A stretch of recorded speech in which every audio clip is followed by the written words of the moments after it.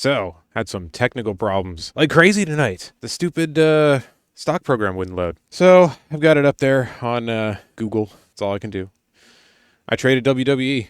It was crazy. I spent the entire last couple of days just really looking for a trade, getting to that point where it's been a while because I had this great streak, this nice winning streak, and then there's been a whole lot of nothing. Like, it hasn't really been bad. It's just been so much nothing that it's killing me, you know? It's causing bad things to happen because I'm getting impatient and I'm making stupid trades. And I'm like, all right, well, now I need to not do that. But right now, I actually made a good trade. But here's the thing. This is important because it's actually a perfect lesson. Those times when you have a plan, you know it works, it doesn't work as fast as you'd like it to, so you get impatient and you have a hard time waiting when you're supposed to wait. But if you follow it, it keeps you going. And there are certain rules that just make so much sense that you have to kind of go for them. So you have to save your money for those and not the stupid bullshit ones that you find most of the time. Because we usually find these things that are kind of okay, but they're missing a few key things. Sometimes something just hits every fucking facet of your plan. And that was one of these times. And I thought, this is the time I least want to be buying anything. Because when you've been trying to buy little things here and there, and they've been biting you a little bit, so you've been just pulling your money. Like, you should, so you just do it. And then you either miss out or you're glad you did because of the environment, but you're not getting anywhere with it. Well, this time I see WWE, a stock that's performed so well that I normally wouldn't have even looked at. It would have been something that I would have been like, this is dumb. I don't want to even associate with this. I'm sorry, all my friends that love that, but like, it makes me so uncomfortable. It's so bad. But here's the thing. I appreciate that because I like the same kind of like uncomfortable bad stuff just in another realm. Like, oh, it's okay if it's in this word. The awkwardness is fine in this context. Not in this context. No, it's perfect. WWE is perfect. And they merged with the UFC. And this is stuff I wouldn't have even paid attention to if I didn't know so many people that loved it. Oh, something ridiculous like a bunch of people running around shirtless and like fake wrestling on TV with these dumb plots. Why would that be? Why is it any different than any acting you're watching? It's just we put it in this different category. But I think because it's in that category, it hits harder. Like, you can go find whatever that's got controversy, but it's like, eh. But something like this, it's not controversial. It's just like, it's so weird. It's so fucking weird. It's literally a soap opera that you just sit and watch as a kid. There's like the adult soap operas. There's all like the ones that are just kind of tailored to everyone. But this is a perfect soap opera because you can meet the people. And you hang out with them. They have conventions and and they were doing this well before TV. It was like, I'm so snooty. We just sit around. We do our little show and blah, blah, blah. No, this is a whole universe that you can actually get involved in. Before the internet, you could go, and when you're a kid, it's perfect. And it's not, and people are just paying attention to like the weird jumping off the ropes and stuff. It's like, that's just a little tiny bit of it. It's actually it's the lore. You like lore? Dude, this is the ultimate. It was like nerds, man. You think it's just this thing because it's like these big, strong, powerful people out there in the ring. And you're just kind of like, oh, it's a little scary too, because like if some shit goes down, you're in the front row, you could die. It's like 300-pound people falling on you with chairs and tables and stuff, right? They're going as fast as they can. Like, it's not a joke. It really isn't. I watch sports and I'm like, this is a sport. It's one that you can be like very closely scrutinized with when you're out performing it. And it's something that you have to rehearse because it's also complicated. You have to remember your lines. You have to go through all the movements. There's all these props. There's like things could go wrong. You have to improvise. I keep seeing clips. Like, I never was into it, but I keep seeing these clips that would like make me laugh every so often. I mean, this is perfect, I get why this was so popular. If you hit the right part of wrestling at the right time, like, yeah, there's a lot of awkwardness, but there are certain times you can come in, you can really get grabbed by it. Because I've watched this shit. I grew up with like family members that like it, friends that like it. Everybody was talking about it all the time. And I'm just like, okay, I really didn't have exposure to it, so I didn't hate it. I thought it was cool that there was like something that people did. But I thought it was silly, and that's the whole point. So I would have never watched it. I'm going on a tangent about this and how this is actually a really interesting thing. It's a really smart thing. It's why they're making a bunch of money. And the great thing is the things that seem most ridiculous are some of the most well thought out things you'll find. And it proved that during the pandemic. It came out. It's something, okay, so yeah, sporting events. How expensive are sporting events, right? Let's get into it, because it really is kind of the competition to sports. It's more, because, yeah, it has like conflict with dramas and stuff as far as they're in the same space, but it's also live action, and sports are kind of the same way, where it's like, yeah, the games are actual athletic play, but there's all this lore, and you can meet the characters. It's the same thing. It's just more dangerous in some ways. Or maybe safer, depending on what the sport is. That's why, by the way, if it sounds different, I'm trying this headset out because I need something that really works when you're gaming. And it's so hard to have a good mic and stay in the right range. It's like, okay, we can get one that gives you a different range, but then it sucks when you move in certain areas and just like, all right, I want to be right here in front of my screen going. And what's up, Kijiji? Thanks you for coming in. You used to like this kind of shit out in the backyard in 9th grade. You signed up for Hulkamaniacs? Oh, dude. Yeah, see, this is what's so perfect. It was great because it was like all this stuff that I liked didn't have a way to do that. I was into video games early. You know how dumb it is to be into video games early and miss out on everything? Just be like, oh, I could have done so many things so easily and it would have been a complete life changer. But I didn't. I was looking for all this other stuff that I thought, like the vision of when I was a kid, I'm looking in that, aspect, and I'm not seeing where everything is led to where you could do it in a different way. And then getting burnt out because you're trying to do it through this crazy old channel that's like you're never going to get through anyway. That was the whole point. You didn't, unless you're like spectacular and lucky at the same time. That's it. You had to meet multiple criteria. People talk about like achieving that kind of stuff. It's not just like hard work. It's not just luck. It's a combination of both of them. But like luck is at the absolute minimum 51% on anything you do. That's what you like. The thing you really have to absolutely acknowledge if you're being honest with yourself is that luck, no matter what you do and no matter how hard you prepare, how hard you train, luck is the 51% or more option. It's all about luck. So you have to learn how to ride your luck and not pay attention to what the woo-woo stuff is with what is luck. And if you just like do things at the right time, right? If when you're not doing well, you take a break, and when you're doing well, you lean into it a little but responsibly, and you just ride the wave of your luck, you can move along, and that's what you're doing. And we could call it whatever you want, but it's the probability whether or not you're actually going to make the trade successfully and pull a profit out of it. Because there are so many different outcomes. It's like you could do it quickly, or it might take a while, and then you'll miss out, or you get it the wrong times. But this was perfect, and I was in the mode where I just didn't want to trade because it physically hurt. You have multiple like little bites just constantly. It's like an animal like getting you a few times when you're trying to like play with it or whatever, and then you're like, eh. But you get hit. That's what happens. So you don't want to make a trade. You're like, I'm done with this. I don't want to play this cat anymore. And you see the perfect trade sitting right there, and you go, God, dude, I have to make a trade on wrestling. That's what I'm thinking. Like, this is if I'm being absolutely honest with myself, and I couldn't put any barriers in the way of that because of how bad I did not want to make this trade. It's like, I don't want to trade the fake fighting thing. I don't want to do it. But I had to. So I was like, this is perfect. They're absolutely perfect for this environment, no matter where it goes, right? It was, if the 2020 shit had continued, they would have been fine. If the 2020 shit didn't continue, they would have been fine. Their model is cheaper than sports because they're not actually doing they don't have these like super well established 150-year-old stadiums and legacies of teams that switched from different leagues that all combined together. It's like, no, it was this thing, and then this guy in the 80s was like, all right, let's do it this way, which is what happened with like everything. The 80s people were just like, hey, we could take these things that work really well and just kind of do these little things that are different by managing them way better and make so much money. And they did. It was the obvious stuff, but it was like we had the tools to see the obvious stuff now. But then we were into a point where you use those tools to their limit and you don't know where to go from there. And then eventually something has to take you up to the next step before you can actually see everything. And I couldn't see it until this came right along, and it dropped so fast. It had been trading sideways for a while. I don't have a lot of room on here, but it gave you this check mark kind of pattern. But the bounce on it, I don't like this chart. It just doesn't look as good. See, the bounce on the day. I came into this thing yesterday with a massive drop. See, I don't like to trade the open. I like to let the open happen and then take a look at where everything's at. Because there are two phases to a move. And I think the people that catch the biggest gains are the ones that catch the quick volatility or the high volatility quick moves in the morning, early on, or right at the end of the day. They're in those two like hot spots trying to fight it out for share increase of a few cents or something, or like some slight options win or something. Those are the battles I hate fighting. And when something like this is going on, this doesn't look like much, but this is insane. This is like, this thing has been trading up with these, this kind of sized price movement in a pattern along with the market and where it's going, and resisting too much. If the market gets too low, the stock's like, nope, I'm not, even though I'm tied to everything, just like everything else, I'm not worth this little. Like, I'm worth a lot of money now. And what happened? We had no idea. at that point.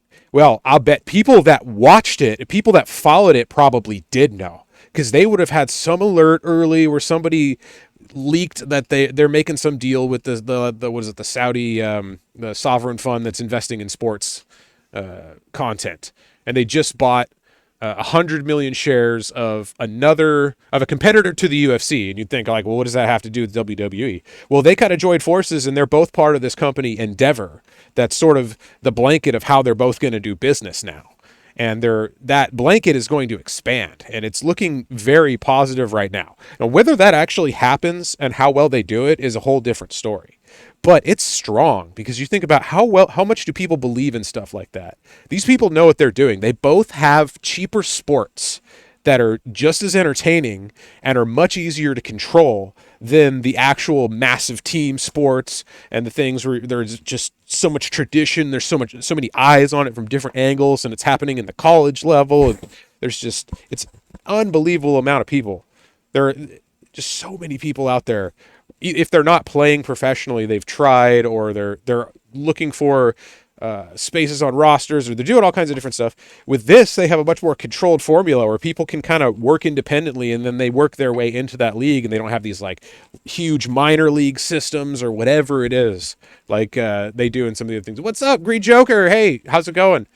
Glad you're here. Did you watch wrestling when you were a kid, or do you at any point? Just that's what I'm talking about today. I ended up making a really good trade on WWE, a stock I normally wouldn't have traded because the perfect setup came up, and I missed a couple of things. Let me see. It was club at school. You messed with Disney with still going down with Disney. No, see, here's the thing. Disney had this crazy run back in like 2018, 2019, 2020 when they were sort of looking for something to do, and all of a sudden streaming opened up. Like Disney put everything into the streaming basket for a minute. They did everything else, but they were basically like, these are big established products and we're looking for more stuff to do. So they jumped into streaming, and there was the wars were going on because Netflix finally had competition from big entities. And the thing was out of control. It was jumping up so much, and I missed it. I wish I did, because it was a perfect stock. You know, it has tradition. It has time under its belt. It's heavily looked at. It's heavily traded. There's so many different entities, like massive, huge banks that hold shares and products and everything with these companies. They're so intertwined that it's crazy. So that one I wish I had caught on the ride up, and I don't like betting on stuff like that on the way down, because those have actual reason to tread higher. And if you watch the big stocks, the really big stocks, you'll notice that like they'll get crushed with everything, and suddenly they'll be back with the market because they have no choice. So let's say you love wrestling, just watched a documentary on Macho Man. Hey, perfect. I've been seeing all kinds of stuff recently on wrestling, and I think the hype's picking up for it. It's the same with the UFC, which is what they're in that's under the same umbrella, which is why I was looking at this like, this is a good trade. This is a solid company that has a product that a lot of people like, and it's sustainable, and I'm not saying it's cheap by any means I'm saying compared to these other things like running wrestling and running the UFC. They'll have their own unique challenges, sure, but it's just not as complex as the ecosystems that run professional sports and some of the other entertainment industries. So it's an interesting thing to have in an era where we're now streaming and we're now customizing content. And they have the conventions. They have conventions. You can meet them. Now social media makes it easier. It's just such a good product. So when I saw it dump, was it 13% or something like that in a day? Just the panic. I had to go for it. I didn't want to, because I had that pain of like these crappy trades recently. So I was like, God, I have to do this though. It's the setup and everything is right there. So it had has great fundamentals. It was beaten down way, way more than it should have been on $100 million. It was going to be $100 million is the point of this whole thing. Like we're missing out on that much value in shares purchased. But yes, I know it's another market, and there's all these other opportunities, and there's exactly. But when it comes down to like the book value that you can easily calculate, and I'm talking GAAP, not non-GAAP, or fuck it, even non-GAAP. It's like some shit's hard to figure out either way, but let's just say GAAP because it's easier that way. A company with good financials and the prospect to do better in an environment like that, and people that own the stock that aren't going to sell. Do you think any of these, like Vince McMahon and Dana White and all these people that are involved in this, do you think they're going to sell their shares? Fuck no. They have an amazing opportunity, and it's been one of the stocks that it went up in 2022 when everything went down. It was, it looks like I'm going to get an ad break coming up here in about 4.5 minutes. But yeah, it's set up as a good trade. It dropped so much, I had to buy it. It was later in the day. I'd been looking at it for a while, and I've been thinking like, oh, God, I got to do this. But I can't wait too long because it's at the point where after you've been watching stocks for so long, you watch these bleeds and they just kind of have this sort of vibe about them. And you can figure out about where they're going to do what. Now, do you play it perfectly or do you even play it well or decide to do it at all? No, but you get this feeling when you watch any stock and you can feel it turn around. You know it's turning and it's not just some fake out, but you can't really explain it. And if you look for that, you're going to have to wait a while. And I've been impatient. And then it came up. We said Disney has very little prospects on going up at the moment, and they have billions of dollars in losses. Yes, there are a lot of losses. That's the other reason too. Like they have a lot of headwinds ahead of them too as a company. You think about the difference between Disney as an entertainment company and Endeavor as an entertainment company. Which one do you think has a prospect of growth and more money easier? Hands down, Endeavor, because they are like Disney is 100-year-old company. It's got all these different franchises. It's bought up so much. It's created so much. It has physical land so big it has fucking legal government. Disney has a legal government. That's what you really need to think about with this stock. Do you want to trade a stock that has a legal fucking government that's sitting in there and like so social services and all this? Like it's a city. It's a literal city. It's not just a place to go play and make content. It is a place where people do not leave and are completely fine. They have everything they need, and it's unbelievable, you know? That's why I'm like, all right, a company that makes some shows technically and a company that has all that to deal with, I'd rather go with the one that's got the growth prospect. Yeah, and it's see there you go. You got all the political stuff going on there too. So it's like that's the other thing. People aren't talking about that. They're talking about like the political stuff, yes, but they're not talking about the effect of that on the economy and like how they're trading. You could be perfect. The reason you don't touch stuff like this when that kind of thing is going on is you could be perfectly right about the trade you're making, and the move could be even happening. But there could be an actual legal thing that completely reverses it in an area you're not even paying attention to, and very little people are because it's so complex anyway. Everything else is complex. I mean, it's some obvious thing that they do, but we have all these other things. We're looking for all these other things. We don't notice that this thing's about to get regulated into oblivion because the regulators are even playing tricks to try to get stuff through without people noticing and all that. It's all the dynamic of the world working on that. That is also playing into your stock. So that's another reason why it's so risky for me. Like I would do an overnight trade or something on them if I really saw it. And I'll trade anything if the price is good enough. Like if Disney suddenly tomorrow went so low that I couldn't not get some, I would be like, I'm okay losing X amount of money just to grab a little bit of this. You know, that would be a stock that I would, if it absolutely tanked like it did before, would snag a bit of. That I'd take it with the understanding that it's going to take a while. These ones move, but they move slow. And here's the thing, people think slow is bad. No. The type of movement. It's always good to have a stock that's in the first wave of the movement so that you have time to adjust later if things change. Because you might get into something, have this nice move up, and then see that the horizon is completely like downhill. It's a wave. It's cresting. You're going to fall.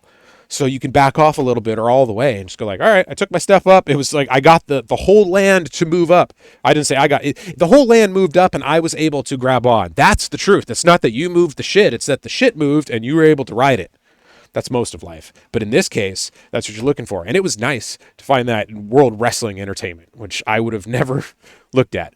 But it's perfect, man. It's an amazing stock. I've been looking for a great stock. If you just want like one or two stocks to trade, I say like a group of 3 to 5 is about the most that you'd want. But if you really just wanted to pay attention to one, that would make you really profitable if you learned it. If, number one, it had the capacity to provide those profit increases. It's not like, hey, you could go and get some Ford and it'll skyrocket. No, it's not going to. But you could definitely grab some Ford at any point in its low cycle and it'll go up from there at some point.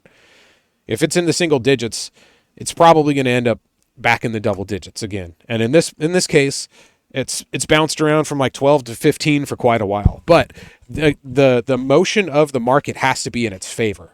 It's not just going to surprise you. And if it does surprise, then yeah, you can make a lot of money. But it's not going to. Believe me. As somebody who's bought a ton of different Ford products, I've been like, and I mean like financial products, not. Well, I've owned Fords too, so I've traded it, but it's not something I own or want to own. But if you want like something cheap, oh yeah, it's 15 cents a contract. Yeah, I know it's 15 cents. It's worth 15 cents because it's not going to move. You're going to lose your 15 cents. You're going to be like, oh, 15 cents, I could buy so much of it. No. Unless you really know what you're doing with stuff like that, it's not worth it. And this one, to me, it's a higher price stock. I don't like trading options on higher price stocks because if you look at the price of options on higher price stocks, they're in greater increments. So if you take risk, you have to take greater risk. I like to take small amounts of risk and ease into things depending on the type of trade I'm making because I'm trying to preserve capital here. I'm not trying to throw down excess stuff at the problem and see if it'll go away. So in this case, to get back onto the actual track of the trade, I grabbed the stock in the late afternoon when things were just starting to seem like they were bouncing a bit, and I thought, oh, this is when you feel like it's going to be a trap, pushing it back down to the lower end of the range for a little bit before it bounces. But it's coming, but you're like, oh, I got in too early. It's going to, get down there. I could have made a way better trade on this, blah, blah, blah. I had that feeling. And then this thing just started pumping. And I'd already grabbed a couple of contracts and I held them. And I thought, let's see what we do now. Because these were moving very quickly, but they went from, just massive contracts to super cheap. I couldn't. They're short term though. They're not super short term, but they're short term enough to where people were scared, and the volume was low enough to where people were scared, but it wasn't so low that you couldn't make the trade. It just meant that this is not going to be an easy spread to beat. You're going to have to take a hit on the spread, and if you're okay with that, then you can get into that stock. And if you think the stock's going to move a bunch, then that doesn't matter that much. But sometimes it really does. It matters so much that you're angry that you didn't grab the one that has way better volume. The open interest has to be like a lot of people want it up in the thousands. I want it at least in the hundreds. But if you see double digit ones and it's like, oh geez, I don't know. But I see some doubles and some triples in this time period. It's just, I don't know, man. If there's like 50 contracts, 150 contracts, that's about the minimum I'll even consider. After that, I don't want to get caught in a mess where you're like, there's 3 people holding contracts. That's not the way to go. You end up with 2 other people that are dumber than you and nobody sells, and the thing's it just goes away until you're all trying to sell it for a dollar at the end and go like, no, I shouldn't. It's just $1 at this point. You can't go any lower. Might as well just you know what I'm saying. Just do what you got to do, but be careful, man. Be careful. So I bought this thing, the low section. It was starting to bounce. It was in the low 90s, but we had this nice bounce because this is the 5-day chart. So the next day, and these contracts tripled. So it was unbelievable to just look at these things going like, oh God, this is going to hurt. If it if it doesn't go back the way that it should, this is really going to hurt, even though it's fine. It's just like having an acceptable loss when you've got an open wound and you're trying to just escape that for a second to let that thing heal. But the thing, that's what I'm talking about. Like that trade comes up when you've got the open wound and you're just like, oh, God, I have to trade this. And I got this big giant gash. No, it's a rough time. But when you do that and it triples, that's pretty good. The only problem is I dump half the contracts when it's up quite a bit in the morning. I mean, it closed in the low 90s, mid 90s, something like that. And then the entire day, it was just up. I let it go a little bit because I knew this is one that's probably going to run if things are decent enough. And they weren't decent enough. The market was not happy. My other trades didn't look good, but this one was looking great. This is the thing and the reason I suspected something like this would happen was because every time I watch these stocks and I pass WWE over because it hasn't dropped yet or because it's not enough or whatever, it's like, if it gets a little lower, then I'll grab it. I keep getting to those traps with it. I was glad to be in it, and I knew if it started to go, it would go because people underestimate it. They look at it the way I used to. They look at it worse than that. They look at it the way people that don't understand it at all look at it, and they short it. They try to bet against it, and they think this is it. It's way overvalued. I think it's 104. Are you kidding me? Well, it's like 113, 115, 118. I think maybe even more than that. But it was getting up there to close to 120 at some point. I think. But it ended up dropping hard. It was just uncare. And if you looked at the drop over time, it was unbelievable. The thing was, so let me see how much further they're going to go. 5 days, 1 month. Yeah. What about 6 months? So there you go. 6 months. That's a pretty decent. Oh, you can't even see the end of that. It's so stupid. Whatever. It's got this big drop, and then there's a little check mark pattern, basically. So there's that nice check mark down at the bottom that doesn't seem like much, but I mean, it went from what is it saying the low was? 96.55. It was definitely lower than that, but maybe that's where it opened. But the day before, it was definitely like 93, 94, something like that. And I thought, God, this hurts, but I'll get it. So I got some part way down, so it hadn't finished falling. I would say like 2/3 of it, 3/4 of it of the move had happened, and I was like, I gotta grab this. This is just, I don't know. So I grabbed one, and it was a decent price. It took a little bit, but the thing dropped even lower. And I thought, oh, dude, these contracts are so low now. I have to at least get a few more of them. So snagged those up, waited. And the next day popped out. Oh, I had to take those gains right away, because if this thing dropped, if the market went in, because the market was not in free fall, but it was not looking good. We're at the upper side of a range, so the odds are that we close up. Even though there are a bunch of stocks tanking in it, I think it was because the major stocks were moving so much. But this one had already had its destruction. So people were looking at this, and they're taking their money out of other things, and like, where do I put it? Where should I let it sit for a while? They're looking at this shit. So I got in on that, and here we go. It's like, is this going to keep going? Because trying to catch this thing, if you look at the past year to date, 1 year, let's look at 5 years. I mean, the thing's just gone insane since 2020. It was up back then, 2019. I mean, it was already on its way up. What's the max I can do on this? Yeah, there you go. There's WWE. Why wouldn't you look at this? Seriously, look at this chart right here. It had this huge movement before, double topped, and people were, number one, thinking it's over, but look at where it came back to. It came back to the trend it was on. And now it's a little bit ahead of the trend again. But that's kind of how these things go. People look at Bitcoin and think of like, how did it get to where it is? Stuff like this. It has these massive run-ups all of a sudden, and there's a point where it's just enough. At $100, that psychological level, as people keep calling it now, it's that psychological level of 100. It's 100, dude.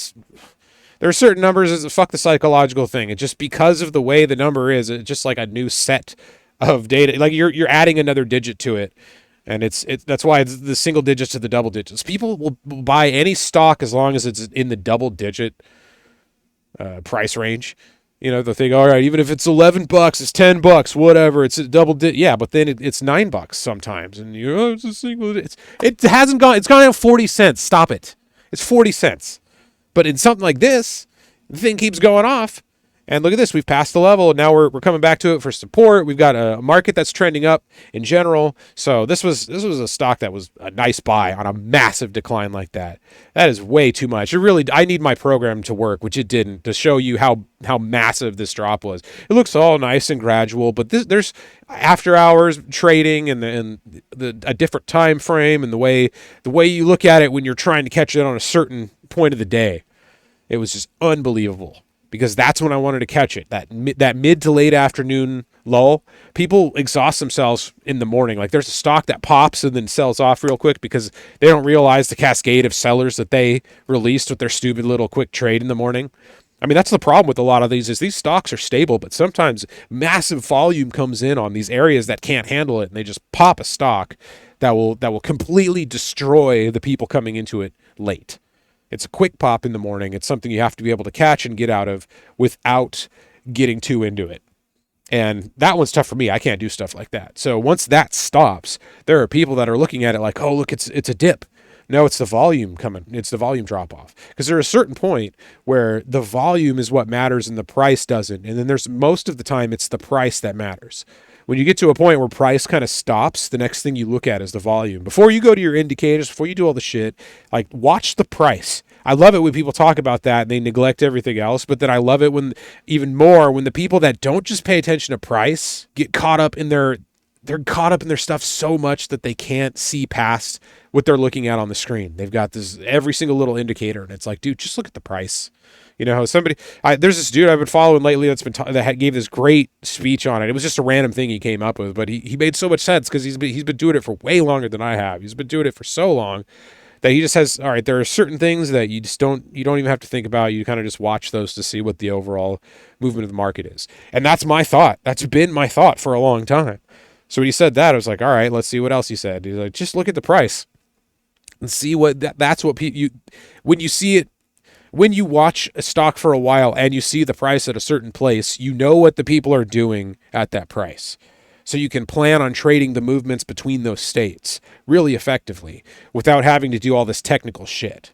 And that's what I was trying to do with a lot of these. So this ran out of volume with these crazy morning traders late in the day.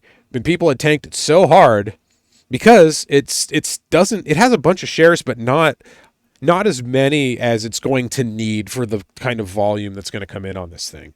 So it's got a ways to go before we have.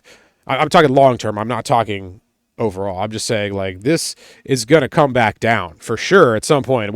However far this trajectory goes, this is above the trend by such a factor that it can't maintain that trajectory forever. But while you have this is a lot of momentum. Even if we came back down halfway along this curve, that would be completely normal. That's a huge drop from here. So when I saw the drop that we had the other day, I knew this was it, man. You don't see drops this big in this stock at all compared to the candles. Man, it was massive. So I just had to grab it. I had to bite the bullet and grab it, and I did. And I'm so glad I did because this pump the next day just really, that helped it, man. I took care of it. You got to have a good trade once in a while, one you know you should make and not the ones that you shouldn't. This was the one. This was the one you should. There you go. I've been talking about these trades for the past few months, and I haven't had a great example of a trade that just fits everything. This was it. So definitely worth looking at. And there are a bunch of stocks to trade for sure, but I like ones that have strength even when things aren't going well. Look at the past year.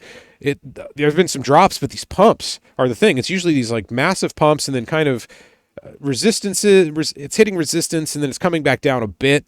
Yeah, but this pump, when you have a pump like this, that's so much volume so quickly that it can't come down past it without some severe selling, which the company may not have because it's still a smaller entity as far as the stock. And there are stocks like Ford that have a ridiculous amount of shares. GE, they've had splits and reverse splits and all that kind of stuff, but there's so much more volume needed to move it farther. This, since it's still growing, and they can borrow from it, and the borrowers won't get scared. See, and in a good stock, when they announce that they need to borrow shares, the stock might go down a little bit initially on a shock reaction, but it'll pump soon after because people think, all right, they're doing things with the money that we've been asking them to do. It's usually a conversation with the shareholders like, all right, well, you're giving us money and we're doing the things we want to do, but we have all this extra money. What do we do with that? How many companies have problems like that?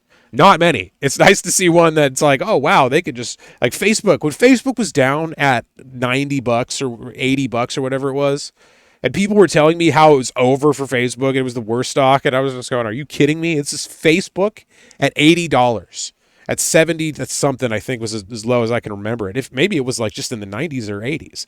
But it was below 100 for a little bit, and it was just, oh, man, I was buying that up hand over fist. It was at the absolute wrong time to be buying stuff too. I remember that. It was crazy.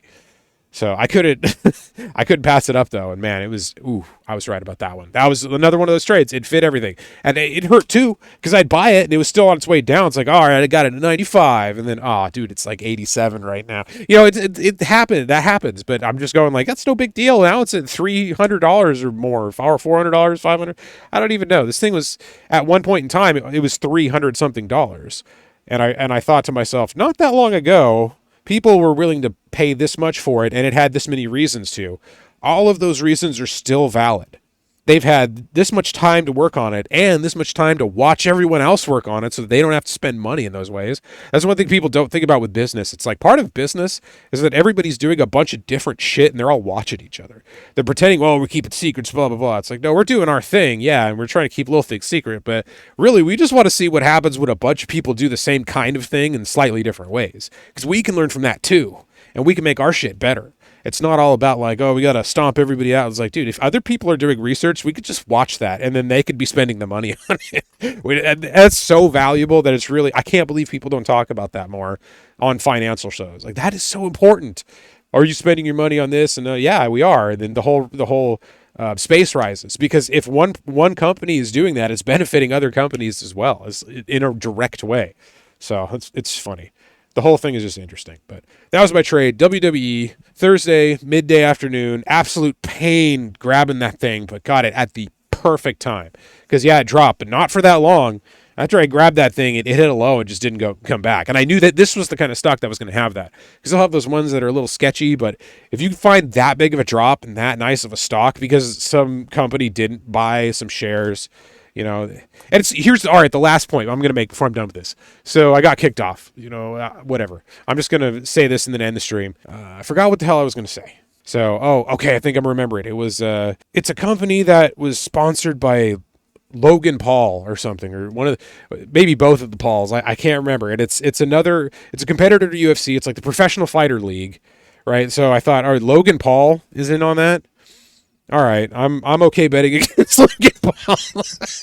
I think I don't mind that a little bit if I got to take that. So people would think like, oh, Logan Paul's in on it. No, okay. If Logan Paul's in on it, I'm okay with this bounce. Maybe they dodged a bullet. I don't know. But maybe it's good. I have no idea. And I didn't even know there were. See, that's the thing. I'm so out of touch with all that. I watch a couple of sports now, and I used to hate sports. So the fact that I even have a couple of them that I followed enough to blow my brain to smithereens for a little bit, no. I mean, you can learn so much, so many people, so many names, all these plays, all these things they're doing, the way they're training camp, and what media's saying, who's on fantasy. It's unbelievable. You can absolutely just blow your brain up messing with that stuff for too long. That's why I was like, if you're going to do something, at least I'd rather have some money coming out of it. And you can make money with that. Yes, I know. But it just seems a little easier to look at financial records than to watch people that it's their physical ability on any given day. It's really difficult, but it's really not. So I'm like, shit, I wish I could have. A few years ago when I was really good at picking shit on sports because I watched the shit out of it, I was like, man, I wish I could make money doing this, but I can't because I live in a place where they don't let you do that, but you do it everywhere else. So, it was like I could have fucking actually, I guess, like an entire Super Bowl thing right one year. I did a bracket, playoffs and Super Bowl. I guess every match right. And I know most of that's luck. Yes, like I said, 51% is luck, but the preparation on that one was insane. I enjoyed that. I thought, man, if I could have something that was profitable and that I enjoyed that much, it'd be great. Well, but once you've been watching shit for a while, then you're like, all right, I'm not as crazy into it. Plus, life is really insane. Having a crazy life, just, man, I would. When it's not crazy, you want it to be crazy. It was crazy, you don't want it to be crazy. Just this whole dichotomy of life is rough to deal with. So it's nice to have a fucking winner like WWE. And that's what I did. I hit WWE. I bet against Logan Paul, and I won. Thank you. That's what I needed to do. Hope everybody's been doing well. I'm gonna take off right now. It's been a stockalypse. I do this every other Friday night. Every Friday night, kind of depends upon how it's going. So every Friday night I can. But at least at the bare minimum, every other. I want to talk about the trades, talk about why these are important, which is why I brought up this one today. There was just so much. There's all this other stuff I wanted to talk about, but I don't have time to. I'll have to. And you know what? I can watch it more. So that'll be nice to have more information when talking about some of this other stuff. So it was a nice trade. Hope everybody else did well. I'm going to dip out. Have a great night.